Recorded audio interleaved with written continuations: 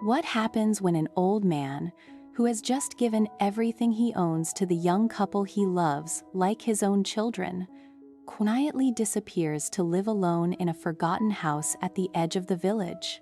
In today's gentle countryside story, Tu Tien stumbles upon a heartbreaking truth about Uncle Phuong, the man who once gave Jack and her every piece of land he had left, only to choose for himself a worn-out, abandoned home no one wanted. Through quiet tears, soft footsteps across a dusty courtyard, and a long ride back to the farm where love had been waiting all along, Jack and Tu Tien slowly bring him into the family he never thought he would belong to again. What begins as one painful discovery soon transforms into a season of warm meals, healing afternoons, and the kind of family bond that no words can fully describe. The morning sky above the countryside was soft and pale gold as Tu Tien walked along the narrow dirt road home from the village market. Her basket was light, filled with fresh herbs, a small bundle of river fish, and a paper-wrapped package of pickled greens. The cool breeze moved through the rice fields beside the road, carrying the gentle scent of wet earth and morning grass. The farm where she and Jack lived was less than a kilometer away, but she had taken the longer path that day, the one that curved past the old houses near the edge of the village, because she had wanted a quiet walk before the heat of the day arrived. They were not wealthy people, and they had never dreamed of being wealthy people. What they had built over the past 2 years was simple and theirs: a small farm rebuilt with their own hands, a wooden home filled with morning light, a pond at the edge of the garden where fish moved slowly under floating lotus leaves. Tu Tien had learned, in the years of working beside Jack, that the most valuable things in life were rarely the ones people noticed. She paused near a low stone wall and adjusted the basket on her arm. The path ahead curved past a row of abandoned plots, the kind of empty land that had once held homes and was now slowly being reclaimed by tall grass and wandering chickens. She had walked past them many times without thinking, but this morning, something caught her eye. "That looks like Bac Phuong," she said softly to herself. A small figure was moving slowly in the courtyard of the most weathered house on the row, an elderly man bending carefully to sweep dry leaves with a worn bamboo broom. Tu Tien stepped closer to the broken fence. Her heart slowly began to tighten. From that moment on, the gentle morning seemed to lose its softness. Tu Tien stood completely still beside the broken fence, her basket forgotten in her hand. Uncle Phuong did not see her at first. He continued sweeping the cracked courtyard slowly, the way old men sweep when their backs hurt and their knees ache, but their pride refuses to stop working. His shirt was clean but very thin, the kind of shirt that had been washed too many times in cold well water. A single small pot sat on a clay stove beside the doorway, and from inside the dark house came the faint smell of plain rice cooking with nothing else.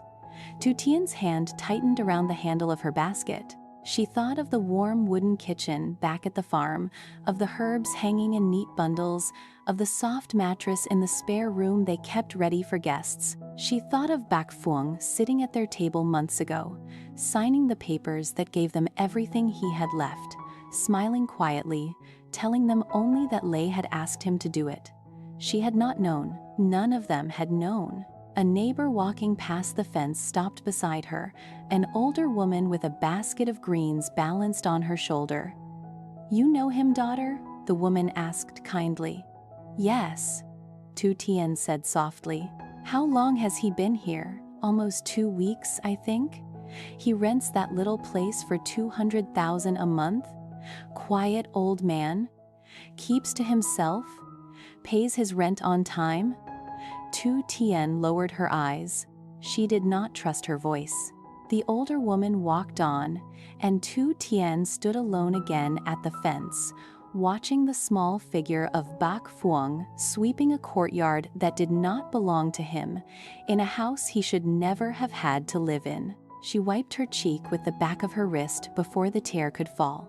Then she turned around and walked, faster than she had walked all morning, back along the dirt road toward the farm. Jack was at the workbench by the side of the wooden porch when she arrived. He looked up the moment he heard her footsteps, and the basket in her hand, the way she walked, the small tightness in her shoulders, told him something had happened before she said a word. Tu Tien. On. Her voice came out softer than she meant. Bak Phuong is renting the old abandoned house at the edge of the village for 200,000 a month. He has been there almost 2 weeks. Jack set down the tool he was holding. He stood very still for a moment. Then he walked over to her, took the basket gently from her hand, and set it on the porch. He did not speak for a long moment. He was the kind of man who thought before he answered, the kind of man who had learned that the most important responses are the slow ones. Tomorrow, he said quietly. We bring him home tomorrow.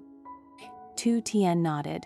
She let one breath out, the breath she had been holding since the moment at the fence, and she leaned her forehead lightly against Jack's shoulder. The afternoon wind moved softly through the garden, carrying the scent of warm earth and ripening fruit. From the kitchen behind them came the small, comforting sound of a kettle just beginning to whistle. That evening, after Tu Tien had washed the rice and prepared the small fish from the market, Jack drove to the village in the truck and parked at a respectful distance from the abandoned house. He did not go to the door right away. He stood at the road and watched the small figure of Bak Phuong sitting on a wooden stool by the doorway, eating quietly from a single small bowl. The sky above them was beginning to turn pink and gold, and the cicadas in the trees were singing the slow evening song they sang every day at this hour. Jack walked across the dusty courtyard and stopped a few steps from the doorway. Bak Phuong looked up. His face was thinner than the last time Jack had seen him. His eyes, however, were the same eyes.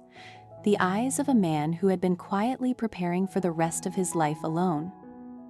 Jack. He set his bowl down slowly. You found me. Tu Tien saw you this morning. She came home crying. Bak Phuong looked down at his hands for a long moment. He did not speak.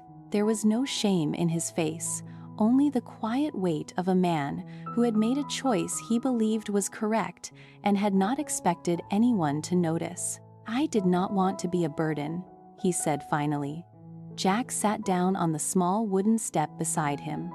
The dusty courtyard stretched out in front of them in the soft evening light. Somewhere down the road, a child was calling another child home for dinner. Bak, Jack said quietly, we are not your burden. You are not ours. We are family.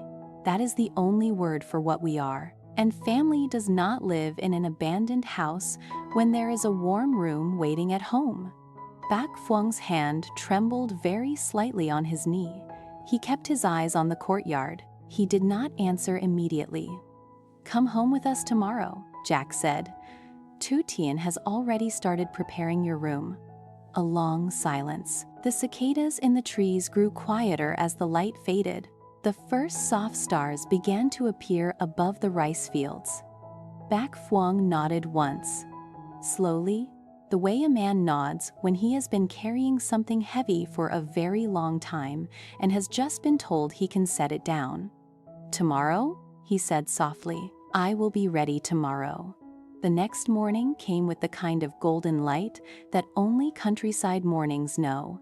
Jack and Tu Tien drove to the village in the truck shortly after sunrise. Bak Phuong was waiting at the doorway with a small bundle, just a few clothes wrapped in cloth, a worn book, a small clay teapot he had owned for 30 years. That was all he had taken with him into his exile, and that was all he carried home. Tu Tien took the bundle gently from his hands and helped him into the truck. Jack drove slowly, carefully, the way you drive when something precious is sitting beside you. Bak Phuong looked out the window at the rice fields he had walked past as a young man, at the old banyan tree where children still played, at the dirt road that curved toward the farm where his second life was waiting. When they arrived, the farm was already alive with morning.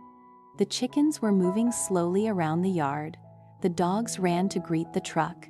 The wooden house with its open windows and warm light looked for a moment like the kind of place a tired heart could rest in for a very long time. Tu Tien led him gently to the small room she had prepared. It was simple and clean. A low wooden bed with a soft blanket, a small table with a fresh thermos of hot water, a window that opened directly toward the rising sun. On the table beside the bed, she had placed a small framed photograph she had quietly taken from his bundle the night before, the only photograph he had brought with him, an old picture of his late wife when she was young. He looked at it for a long moment without speaking. "It is a good room, daughter," he said softly. "Thank you." By the afternoon of the second day, the long ride and the weeks of poor meals had caught up with him. Bac Phuong developed a mild fever. He tried to hide it, the way old men hide things from people who care about them, but Tu Tien noticed the moment she brought him his afternoon tea. His forehead was warm, his hand trembled very slightly when he took the cup. "Bac, it is nothing, daughter, just a small cold." She did not argue, she simply went into the kitchen and began to cook. Jack came in from the garden and saw the rice porridge already simmering on the stove, the small handful of medicinal herbs being washed beside the sink, the quiet, purposeful way Tu Tien moved around the kitchen, the way her mother had once moved around hers. For 3 days, Tu Tien cooked rice porridge twice a day. She brewed bitter herbal medicine in a small clay pot, the way Bac Phuong's wife had once brewed it for him long ago. She brought him warm tea in the afternoons and sat quietly beside his bed, sometimes without speaking, simply being there, the way a daughter sits with a father. Jack carried him outside in the late afternoons to sit in the warm sunshine beside the lotus pond, and Bac Phuong watched the fish moving slowly under the floating leaves with the small, private smile of a man who had not expected the second half of his life to look like this. On the 4th morning, his fever was gone. He came out to the kitchen on his own and sat at the wooden table while Tu Tien served breakfast. The morning light through the open window fell warm and soft across the simple bowls of rice and the small plate of pickled vegetables and the cup of tea his daughter-in-law had poured for him without being asked. He looked across the table at Jack and Tu Tien. They were eating quietly, easily, the way people eat when they have been eating together for years and no longer need conversation to feel close. "I walked past many homes in my life," Bac Phuong said softly, "but I have never sat at a table this warm." Jack looked up. Tu Tien set down her chopsticks. Neither of them spoke for a moment. "You are home, Bac," Jack said quietly. "We only gave the house some love," Tu Tien said. Her voice was gentle. The rest it gave back. Outside the open window, the morning sunlight stretched across the rice fields and the lotus pond and the wooden gate of the small farm that had once been nothing but empty land. Birds were singing softly from the mango tree.